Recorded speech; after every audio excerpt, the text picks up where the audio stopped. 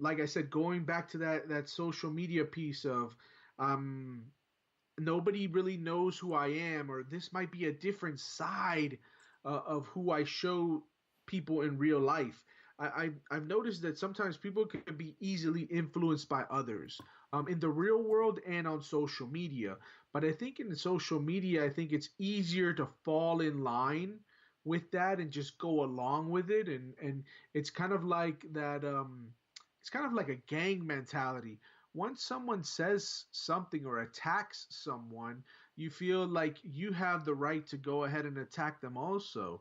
One of the things that I always try to do is either bring it back to what the point actually is, because I think sometimes on social media people get lost in they just get lost in the, I don't know how to describe it, like chusmeria. It's just they just get lost in Puro the chisme, gossip. puro chisme. Yeah, they get lost in the chisme, they get lost in the sensation of what this is, and they actually lose a fact, or they lose the point of what they were actually beginning to talk about. I've seen threads start off with one topic and change in the middle and then end up with something else. I'm like, how did you guys get here off this one initial topic? Right. And it's just people steering that conversation and kind of just joining in and throwing in their opinions. So let me share some statistics that I just found. I was doing some research, Google and search. uh, okay, I disclosed, yes. I did some Google search, and I just put in like what are the statistics on social media, and I came up on this one. So I haven't checked any source on it, but it's infigi.com, and they actually have some interesting stuff. It says sentiment by country. And what it's actually looking at is between all the countries, which ones are trending to be more positive, more negative, and neutral.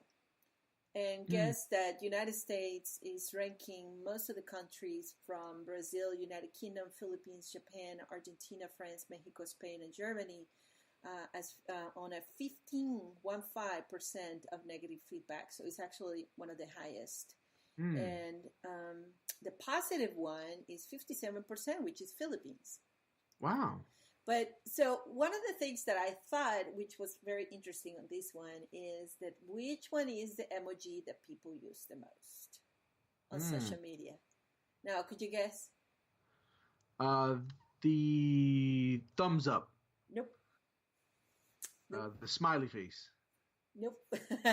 All right, give it to Well, me. even though we just heard that there is a lot of negative, there's a lot of negative stuff. There is actually 145 million users use the emoji laughing out loud. The laugh out loud one. Yeah, the one that has the Yeah, I little use that tears. one. Yeah, yeah, yeah. But I mean, it's funny because some people can view that as positive, and then I can use that very sarcastically to try to make fun of somebody. So I think that one has a kind of a half and half. You were just You talking know? about how nice you are. Now you just put it, letting the world know you can be a little bad boy. No, no, no. It's funny because, and I don't want people to think the wrong thing. Yeah, Gina, I don't want people to think that I'm anti-social media or that we're only on here bashing social media. I think there's a very positive effect to social media.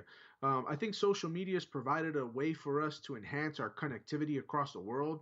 I've been able to keep in touch with cousins in Australia, Italy, Switzerland, Colombia, Venezuela. So, I mean, there's a lot of positive things to social media. The connectivity is an important thing. There's a lot of business components to it. People have started businesses, advertise on social media, which is cheaper than the traditional advertising, and it reaches a lot of different demographics, and it's created a cool new way. So I don't want people to say, Leo, you're sitting here bashing social media. No, I sometimes bash the way that people use social media. There you And go. I also want to highlight some of the positives of social media because as you know, a lot of grassroots issues have come up through social media to make social impact in our country and around the world. And when I think about why, kind of going back to that question of how we get to why we get on it and what is it that we get from social media. I mean, you just highlighted we get news, we get to connect with other people. And I guess we all are looking for a place of belonging. And all we're looking is for some validation about our existence and how it is meaningful.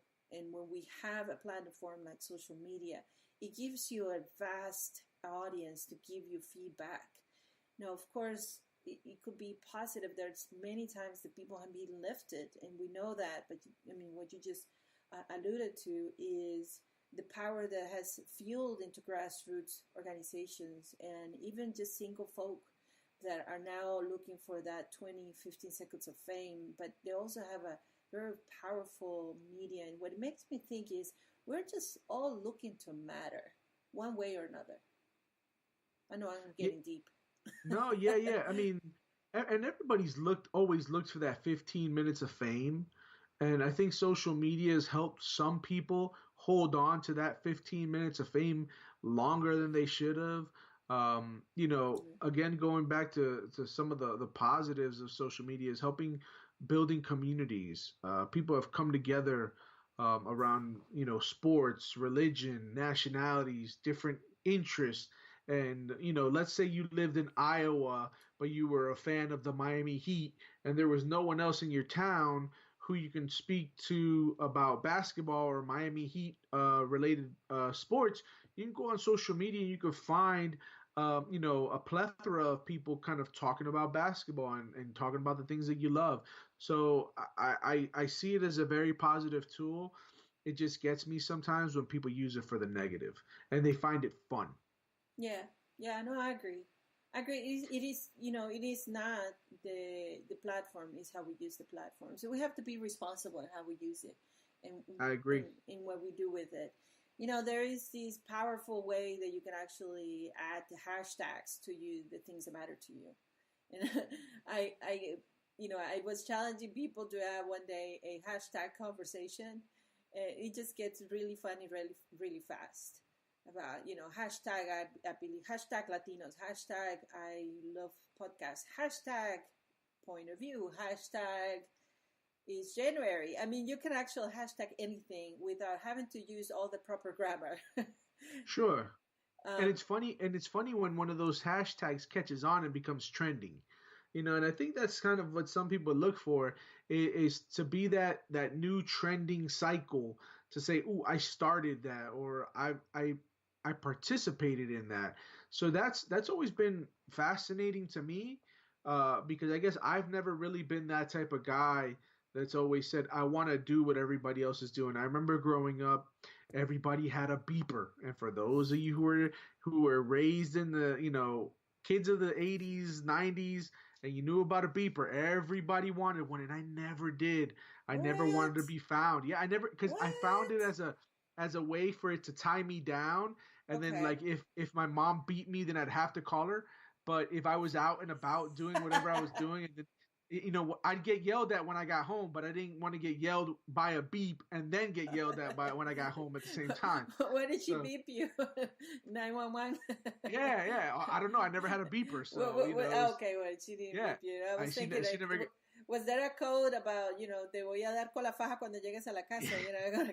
I'm gonna. Nah, not for me. There was no beeper codes, but I remember my brother, he had a beeper, and whenever she couldn't find him, if he didn't call back within 5 minutes, he was in trouble. And I'm like, man, I'm a kid. I want to do whatever I want and not to be tied down to stuff. Yeah. But yeah, No, and that's a whole different conversation about how electronics and things tie us down to the world. that's true. That's true. And actually, I've seen some interesting enough. I wonder how many people actually, if they were to do an inventory, how many of their friends are on social media and how many are not. Of course, I do find a lot of people that your first question is, are you in social media? Because it's sometimes non-intrusive way to get your info. It's already public anyway. So you don't have to give them your phone number. You just can say, yeah, you can look me up, and you can actually regulate who sees your stuff. But it makes me think about what happens when you have five friends, because I had a very neat group of friends when I was in my 30s, and none of them has social media. Only I, but I'm an early adopter, so I will take the lead for everybody else. But I wonder what was their experience and what was that about. And to me, there is conversations that I actually use content to carry on conversations with friends that I say, well, I was watching these on social media, and they're like, I don't have that. So to me, there is a percent of misinformation that they don't get. I mean, not miss as I don't have, that they don't see because they're not in social media. So their choice is about how much you want to engage. Sure, but there's a lot of different ways where you can engage them in different types of social media also. I personally do not have a social media account personally.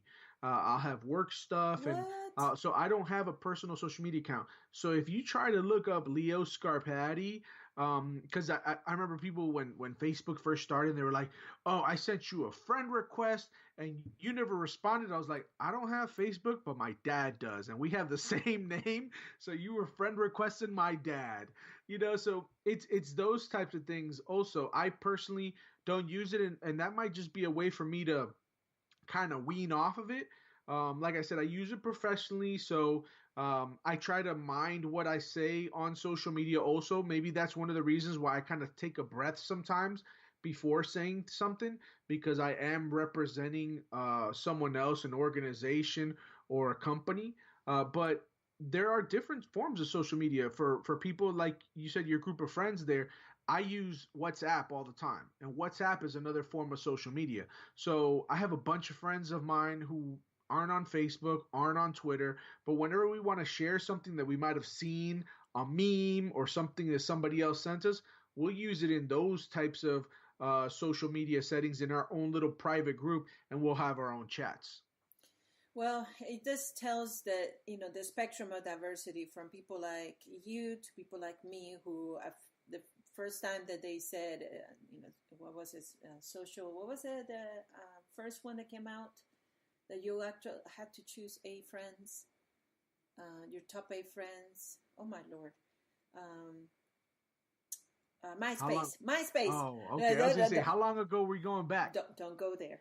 So I was the first one on MySpace, and I had to, I learned everything about it, but I know it just shows you that you can actually make choices, and you can create your own spaces like WhatsApp or other mediums, or either just do the analog version, which is go and have coffee shop, coffee with someone you want.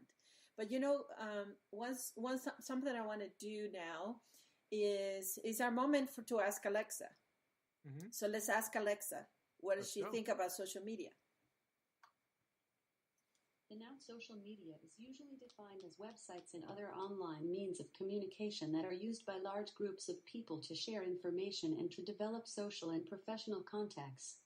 Wow, that was a mouthful, Alexa. She's good. So let's ask another question. Alexa, is social media good for you or not?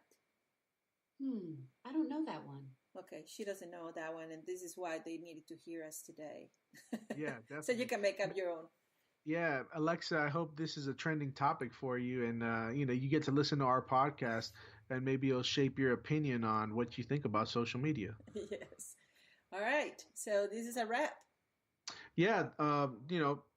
Gina, great conversation. I appreciate you sharing your point of view, your LAtinX point of view on what we think about social media, and on to the next one.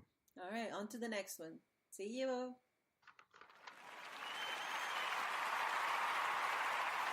Thank you. And that's our show for this week. We want to thank you for listening to our episode of LAtinX Point of View. We are a bi-weekly podcast every second and fourth Tuesday of the month. Make sure to subscribe so you get a notification on your phone about our shows. And you can also remember to follow us on Twitter at LAtinXPOV. Remember to send us a tweet, tell us what you think, and if you have any show topics or ideas, DM us. Thanks again for listening. Y hasta la próxima. Till next time, we're out. We're out.